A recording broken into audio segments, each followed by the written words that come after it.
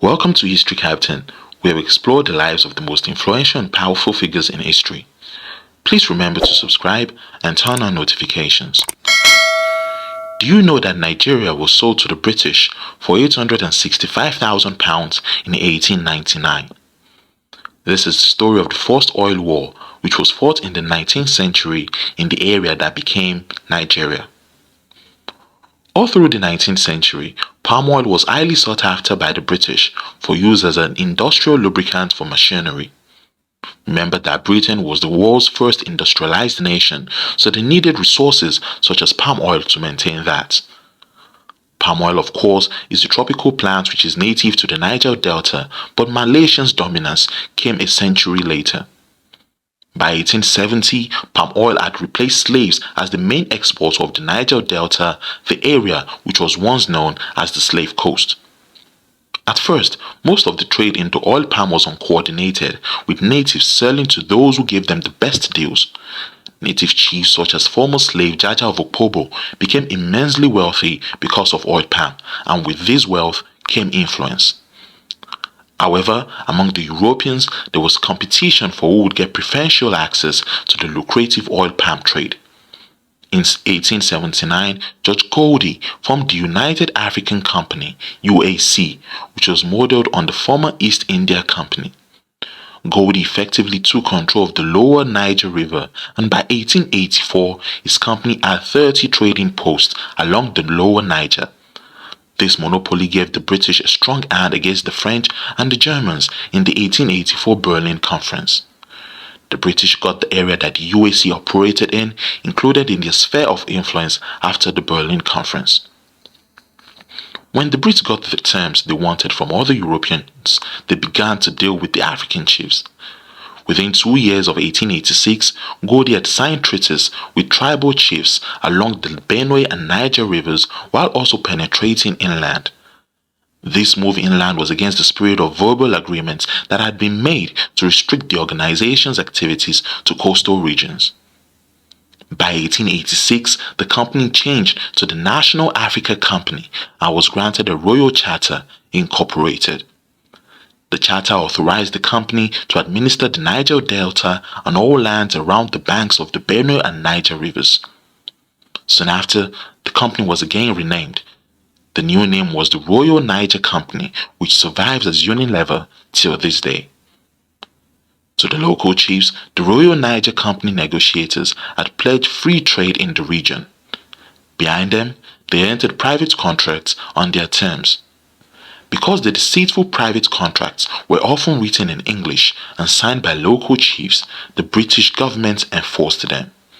So, for example, Jaja of Okpobo, when he tried to export palm oil on his own, was forced into exile for obstructing commerce. As an aside, Jaja was forgiven in 1891 and allowed to return home, but he died on the way back, poisoned with a cup of tea. Seeing what happened to Jaja, some other native rulers began to look more closely at the deals they were getting from the Royal Niger Company. One of such kingdoms was Nembe, whose king, Koko Mingi VIII, ascended the throne in 1889 after being a Christian school teacher. Koko Mingi VIII, King Koko for short, like most rulers in the yard, was forced with the Royal Niger Company encroachment. He also resented the monopoly enjoyed by the Royal Niger Company and tried to seek out favorable trading terms, particularly with the Germans in Cameroon. By 1894, the Royal Niger Company increasingly dictated whom the natives could trade with and denied them direct access to their former markets. In late 1894, King Koko renounced Christianity and tried to form an alliance with Boni and Opoma against the Royal Niger Company to take back the trade. This is significant because while Opoma joined up, Boni refused, a harbinger of the successful divide and rule tactic. On 29th January 1895, King Koko led an attack on the Royal Niger Company headquarters, which was in Akassa in today's Bayelsa State. The pre-dawn raid had more than 1,000 men involved, and King Koko's attack succeeded in capturing the base. Losing 40 of his men, King Koko captured 60 white men as hostages, as well as a lot of goods, ammunition, and a Maxim gun. Coco then attempted to negotiate a release of the hostages in exchange for being allowed to choose his trading partners. The British refused to negotiate with Coco, and he had 40 of the hostages killed. A British report claimed that the Nembe people ate them, and on 20th February 1895, Britain's Royal Navy under Admiral Bedford attacked Brass and burned it to the ground.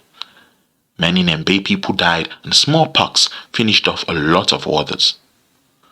By April 1895, business had returned to normal. Normal being the conditions that the British wanted, and King Coco was on the run. Brass was fined £500 by the British, which is £62,494 and 29 million naira in today's money. The looted weapons were returned, as well as the surviving prisoners. After a British parliamentary commission sat, King Coco was offered terms of settlement by the British, which he rejected and disappeared.